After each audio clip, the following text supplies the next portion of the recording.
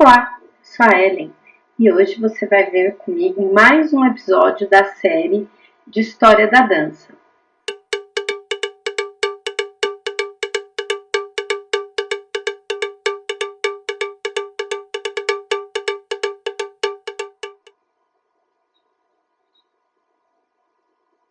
Olá, hoje nós temos um episódio novo da nossa websérie sobre História da Dança.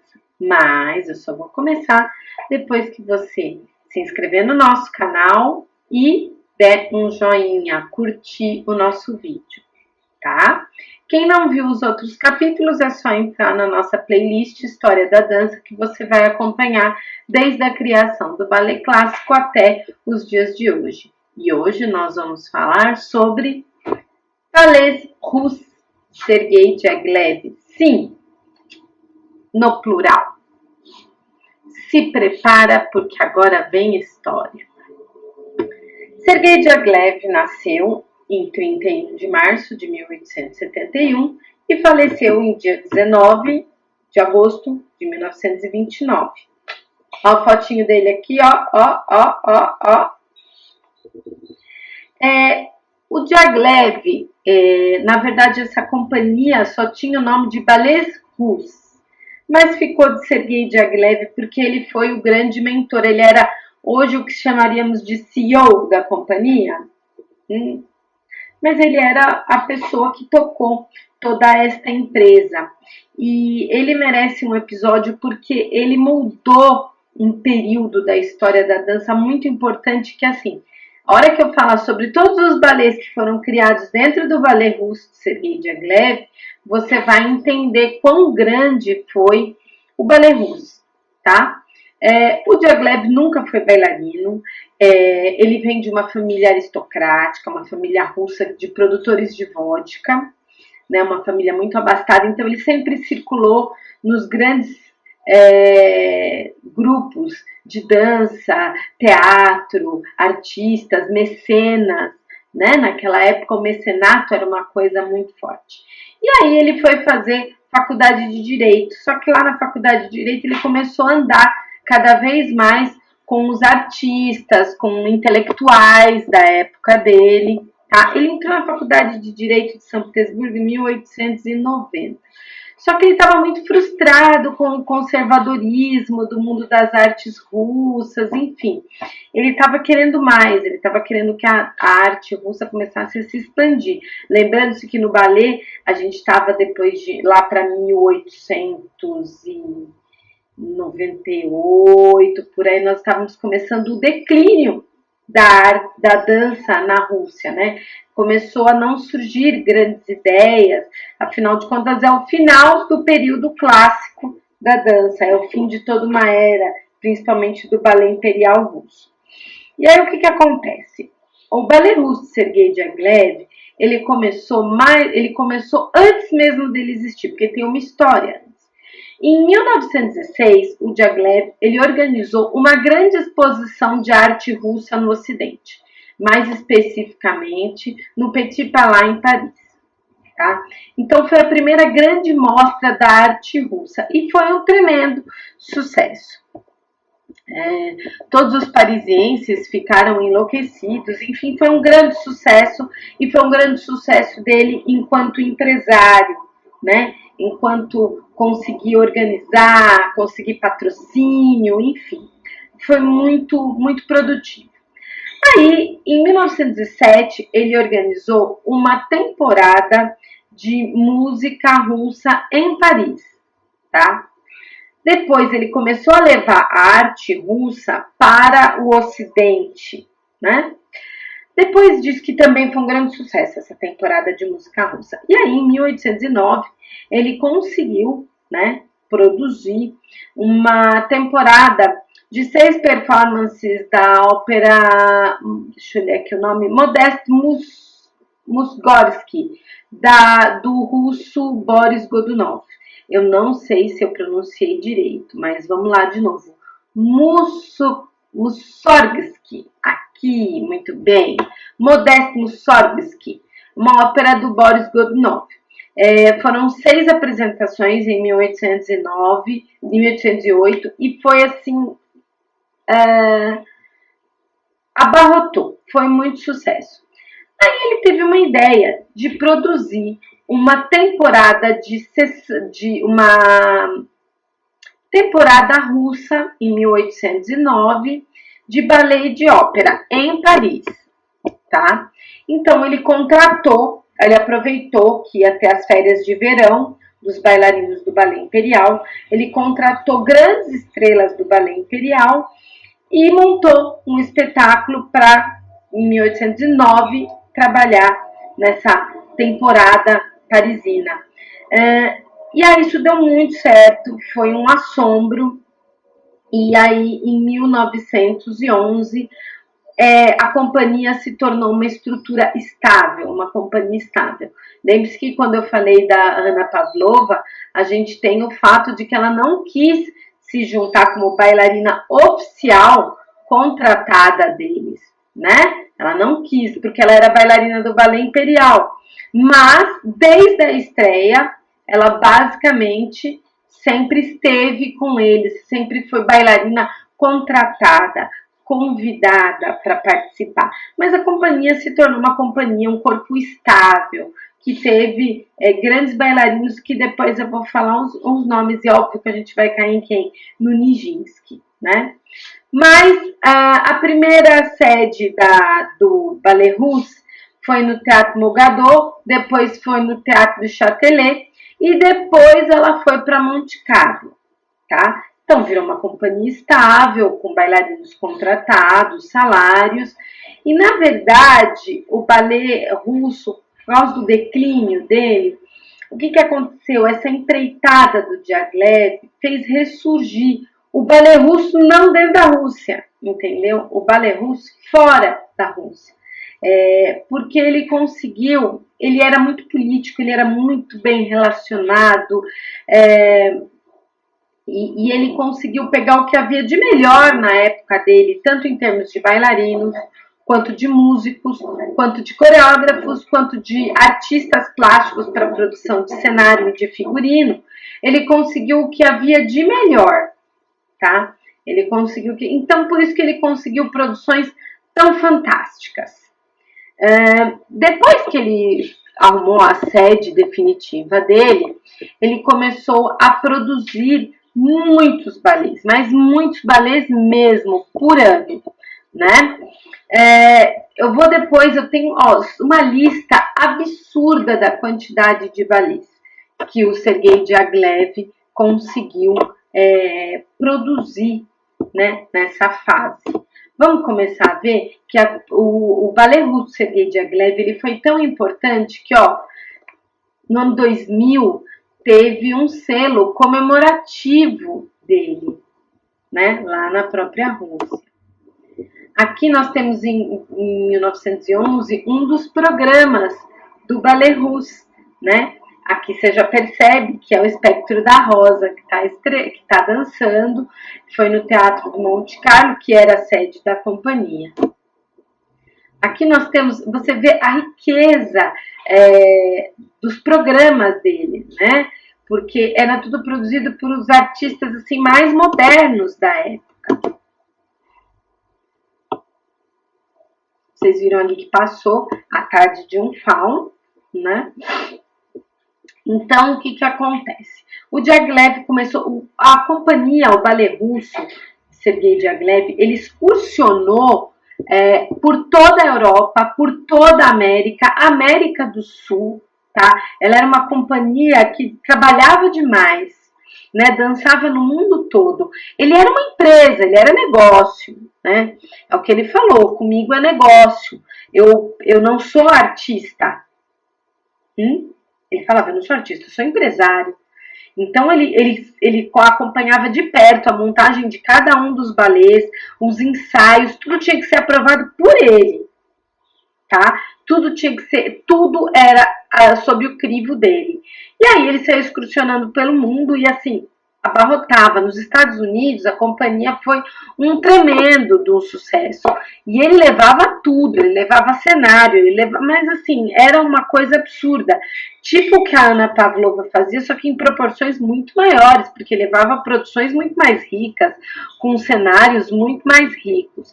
E além de tudo, ele pagava excelentes salários, porque ele tirava uma galera do balé real, do balé imperial, né, de São Petersburgo, e os que ele não tirava, ele contratava como convidado para ser chamariz, né? Tanto que você vê que a Anna Pavlova dançou muito tempo para eles, muito tempo. A estreia da temporada Saison, né, russo, foi em 1909. E o que dançou na estreia do ballet russo? Dançou o Príncipe Igor, dançou Pavillon d'Army, dançou Les Sylphides, dançou Cleópatra, tá? Na estreia, em 1909. E o último espetáculo da companhia foi em 26 de junho de 1929, no Covent Garden, em Londres. E o que acontece? A companhia acabou logo depois disso, porque em agosto, no dia 19 de agosto, o Diaghilev morreu de diabetes, em decorrência das complicações da diabetes dele. Ele morreu com 57 anos e ele está enterrado no cemitério de Saint-Michel. E o que acontece? Com a morte dele, ficaram muitas dívidas pendentes da companhia. A companhia perdeu tudo, a companhia fechou e teve que ser...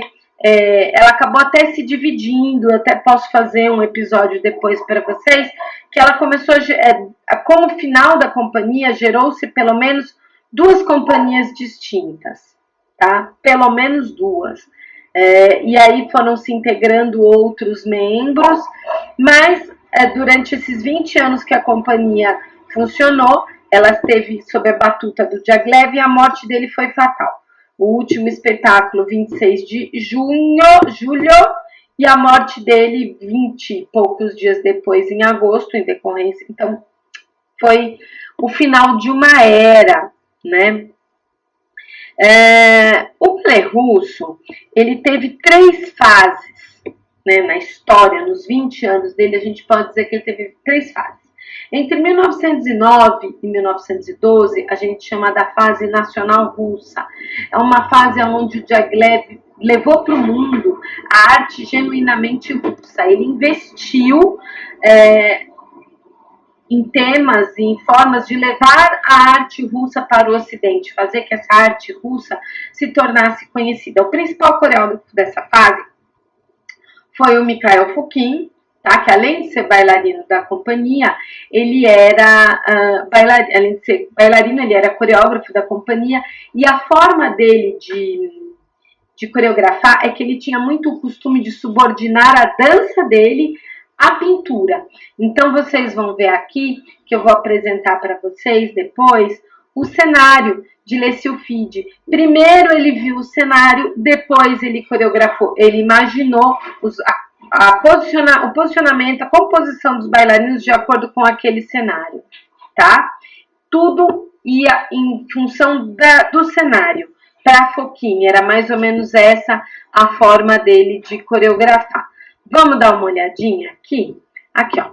Cenário de Les Sylphides, tá? Então, ele viu primeiro a cenografia, ele imaginou, viu o retrato e ele dali partiu para a composição coreográfica dele. Isso faz parte do período da fase nacional russa, que durou mais ou menos uns 3 anos. Tá? Depois ele vai para a fase pan-europeia, que durou mais ou menos de 1912 a 1921. Ele começou pesquisas para a modernidade, né? Para a dança mais... Não é a dança moderna, mas para o que havia de moderno. Ele começou a transferir o balé russo para o balé europeu. Ele começou a misturar essas 2 formas de dançar, esses 2 temperamentos de dança. Então ele começou a usar outros temas nas coreografias, temas espanhóis, russos, italianos, temas franceses, inclusive balés. E o principal coreógrafo dessa era o Leonid Massine. E aí, nessa fase, já começou, ao invés do balé ser baseado no cenário, começou ao contrário. As músicas começaram, os balés começaram a ser criados a partir da música. E nessa época foi muito feliz a parceria do Stravinsky, porque o Stravinsky começou a compor para o balé russo de Sergei Diaghilev, tá? Então, é a segunda fase do balé russo Sergei Diaghilev. E temos para a terceira fase do balé russo, que é a fase moderna internacional, que durou de 1921 a 1929. Ele estava seguindo novamente as diretrizes do balé clássico mais purista, mas ele começou a fazer pesquisas artísticas muito mais profundas, e aí começou a virar um conjunto de coisas. Os principais coreógrafos dessa fase são Bronislava Nijinsky, que era irmã do Nijinsky, George Balanchine, o Leonid Massin e o Sergei Lifar. Tá? O Sergei Lifar, além de ter sido bailarino da companhia, ele também, o Massini também, e foram coreógrafos. E nessa fase, o Lifar ele tinha até sonhos maiores para as coreografias, novos espaços a serem ganhos, mas o problema é que com a morte do Diaghilev encerrou-se a companhia. E olha, você veja bem, Balanchine, você vê que os nomes que estavam aqui foram grandes exponentes da dança. Quando você assiste o episódio sobre o Ópera de Paris, você vê que o Lifar foi diretor do Ópera de Paris, na fase que floresceu o balé na França de novo. Balanchine criou a escola de balé americano, New York City Ballet. Então, o balé russo, Sergei Diaghilev, ele deixou uma herança muito grande, não só de coreógrafos, quanto de músicas, quanto de balés montados, né? Eu vou pegar alguns nomes aqui para vocês verem de coreógrafos que trabalharam com o balé russo. Vamos lá. Coreógrafos que trabalharam com o balé russo Sergei Diaghilev: Fokine, Nijinsky, Bronislava Nijinsky, Leonid Massini, George Balanchine e Sergei Lifar. As bases coreográficas dele estavam aí, tá? O balé russo foi tão assim importante que ele como eu posso falar, não é que ele criou tendência, mas ele influenciou de alguma forma outros coreógrafos em outros lugares, principalmente da Europa. Por exemplo, Rudolf von Laban, o estúdio dele foi extremamente influenciado pela forma de dançar que o balé russo de Sergei Diaghilev trazia. Tá? Era uma coisa tão grande assim, vamos lá usar aquele termo que eu sempre uso e a galera se diverte. Eles eram a coqueluche da época. A companhia de Sergei Diaghilev chegava para dançar, lotava tudo, esgotava ingresso, não tinha, era uma coisa assim muito grande, e todo mundo que era muito famoso, muito celebrities na época, fazia parte, né, dessa companhia. Então, assim, um petisquinho, bailarinas que dançaram para o balé russo, Sergei Diaghilev: Ana Pavlova, Tamara Karsavina, Olga Spetsvitseva, a Matilde Keshinskaya, Ida Rubinstein, a Bronislava Nijinska, a Lídia Lopokova, a Diana Gut, a Alicia Markova. Tá mais ou menos para sacar o poderio de fogo. Entre os homens teve o Fokine, teve o Lifar, o Massini, Anton Dolin, o Balanchine dançou para ele, tá? O Theodor Kozlov, Adolf Bohm, e não dá para falar do balé russo sem falar do Nijinsky, né? Nijinsky, assim, aqui a gente está falando Balanchine, né, que montou Apolo, porque a Apollo, que hoje em dia você vê com New York City e outras grandes companhias, foi criada em 1928 para o balé russo. Aqui você tem algumas fotos, ó, se você vê a foto menorzinha, o espectro da rosa é com o Nijinsky, ó. Nijinsky no Deus Azul. Boa parte das obras foram estreadas por Nijinsky, ó. Nijinsky em Sherazade. Tem a Sagração da Primavera, que nós vamos falar parte dela. A foto é complicada, né? Eu vou abrir aqui a tela um pouquinho. Olha isso, que loucura, né? Para a época, foi realmente assim um assombro a criação da Sagração da Primavera com música inédita do Stravinsky, né? Foi uma loucura. Eu vou falar sobre a estreia. Designers que trabalharam com o Diaghilev: Alexandre Benoit, Leon Basquiat, George Bach, Natalia Goncharova, Mikhail Larionov, Pablo Picasso, Coco Chanel, Henri Matisse, Juan Miró, Jorge de Chirico, Salvador Dalí. Tá bom para vocês? Compositores famosos que trabalharam exclusivamente para o Sergei Diaghilev: Debussy, Prokofiev, Ravel, Satie, Stravinsky, De Falla. Era assim o que havia de melhor naquela época. E ele fala: eu sou um empresário, né? Então ele escolhia o que tinha de melhor. Quem são os melhores bailarinos? São eles que eu quero. Quem são? Eu quero isso, né? Os melhores designers para figurino. Gente, roupas de Coco Chanel. Vamos falar uma listinha básica de balés famosos que ficaram para assim, posteridade. Le Pavillon d'Army, Príncipe Igor, Le Sylphide, Les Noces, Cleópatra, Carnaval, Sherazade, Pássaro de Fogo, Espectro da Rosa, Tarde de um Fauno, Petrushka, O Deus Azul, Jogos, Sagração da Primavera, O Rochinol, Parade, La Boutique Fantastique, El Sombrero de Trepico, Pulcinella, Jack in the Box, Apollo.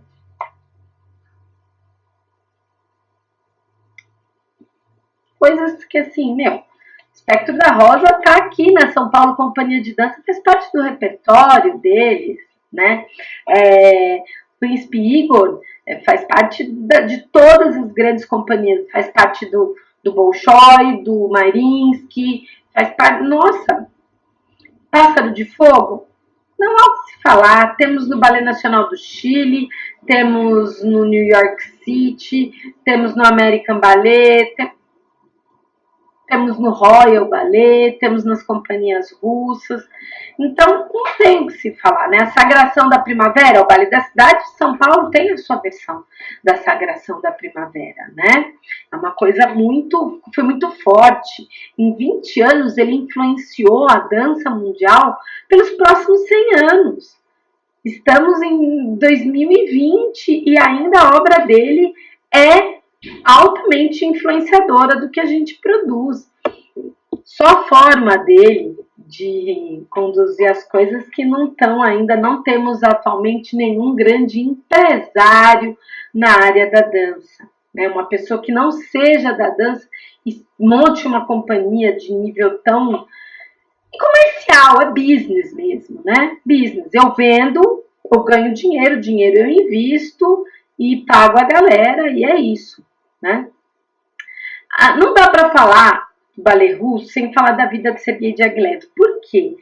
Porque também o que impulsionou ele a manter o balé russo por tanto tempo foi que a maioria dos amantes dele, ele era homossexual, e a maioria dos amantes, fala-se amante de uma forma meio pejorativa, enfim, mas a maioria dos parceiros dele foram ligados ao balé russo. Então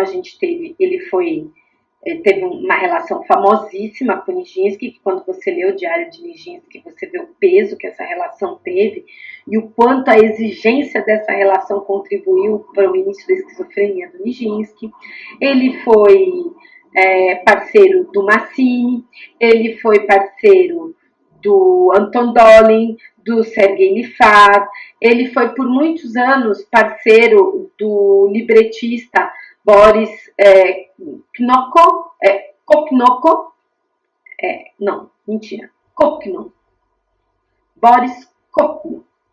E o último, assim, parceiro dele foi o Igor Markevich, que mais tarde até o Igor Markevich se casou com a filha do Nijinsky, que o Nijinsky se casou com a Romola e eles tiveram uma filha e esse Igor Markevich casou com a filha do Nijinsky. Então, assim, você percebe que a vida pessoal do Nijinsky, do Diaghilev, estava muito ligada com o balé russo. Ele era a alma mater e que todos os grandes parceiros emocionais dele faziam parte dessa grande produção que era o balé russo, né?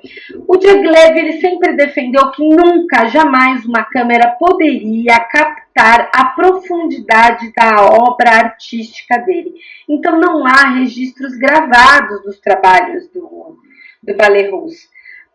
Foi encontrado em 2011 um vídeo de 30 segundos de Lessilfide com o Sergei Lifar fazendo o papel masculino, que é um papel só masculino. É um vídeo de 30 segundos que foi em Montreux e é o único registro que se tem visual. Eu até vi, tem disponível no YouTube.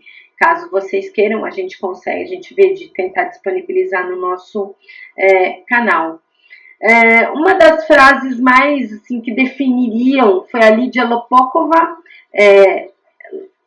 que falou que Diaghilev teve astúcia para combinar o excelente com o chique e a arte revolucionária com a atmosfera do antigo regime.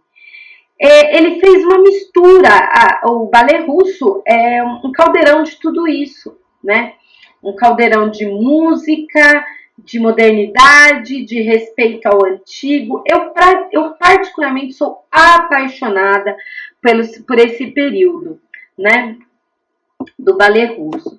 Olha só, gente, Petrouchka, vamos dar uma ampliada, assim, é um balé que eu gosto muito e foi criado no balé russo Sergei Diaghilev. Olha lá, é o Nijinsky aqui fazendo o papel principal, né, o Petrouchka.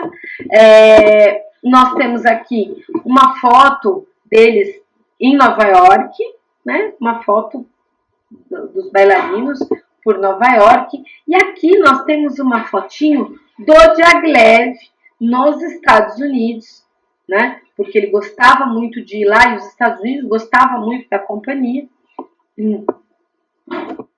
Depois nós temos aqui uma foto de Sherazade, é o Nijinsky com a Karsavina, fazendo a estreia de Sherazade. Olha só.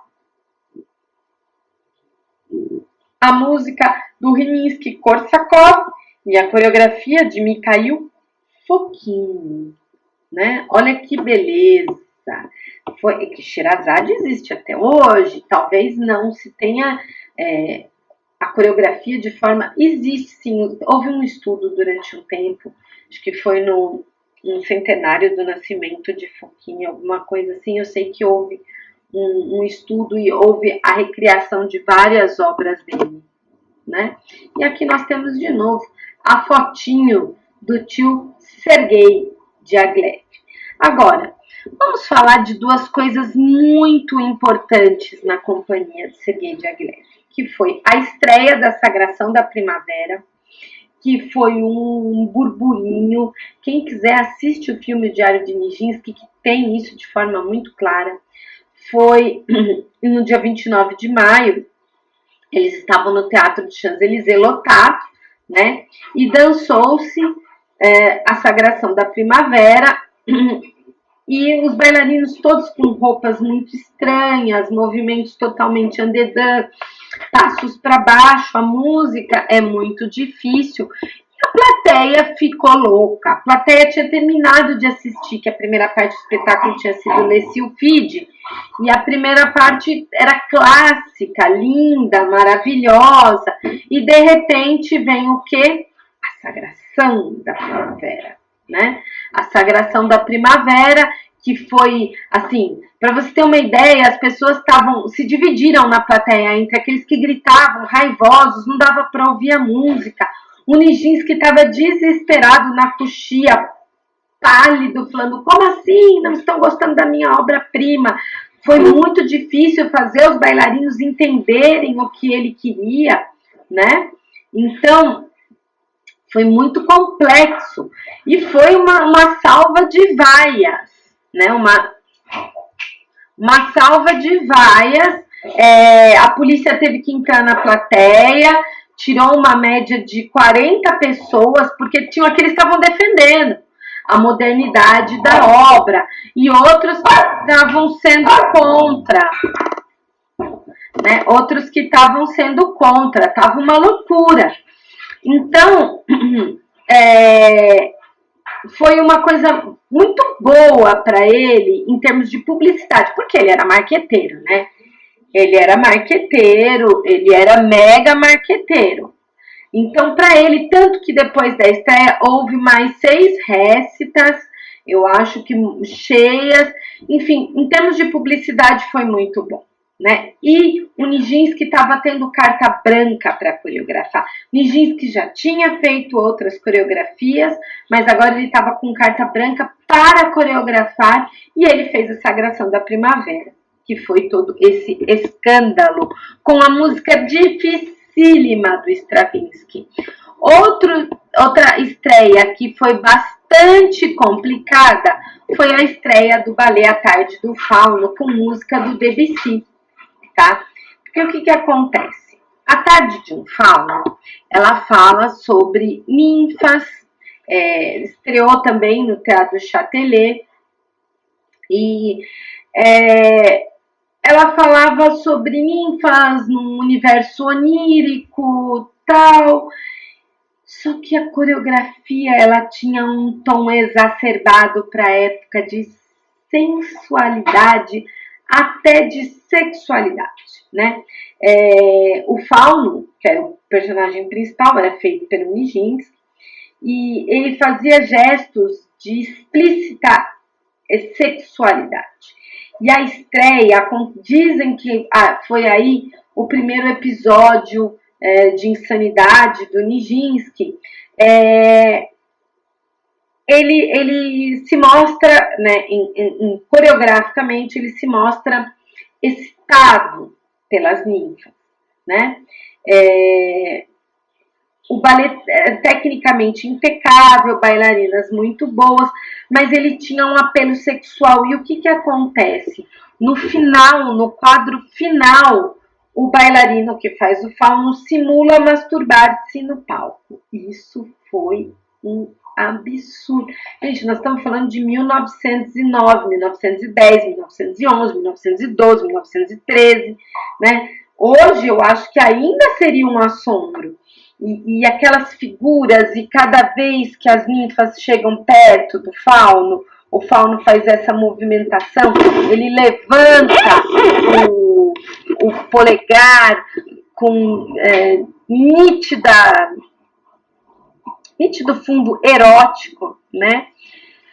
Mas foi todo esse celeuma em volta dessas duas estreias foi muito positiva para o ballet russo, né? O ballet russo fez toda a sua história. Para mim, foi a época da produção mais fantástica da dança clássica reunida numa única companhia, tá? Eu amo o período Marius Petipa, amo, tá? Mas aqui, o período de Sergei Diaghilev, ele vale a pena você estudar, você ver, estudar cada um dos balés, tá? Com o tempo nós vamos propor para vocês nos apresentarem balés desta fase que vocês querem que a gente fale especificamente, porque são muitos temas para se falar, mas é um período maravilhoso, tá? E assim, ele foi um verdadeiro revolucionário. E veja, todas as obras que eu falei, a grande maioria delas estão vivas nas grandes companhias de dança, tá? Tudo o que houve de mais famoso nas artes no século XX fez parte do balé russo Sergei Diaghilev. Eu espero que vocês tenham gostado. Um beijo e até o próximo episódio de História da Dança, tá bom?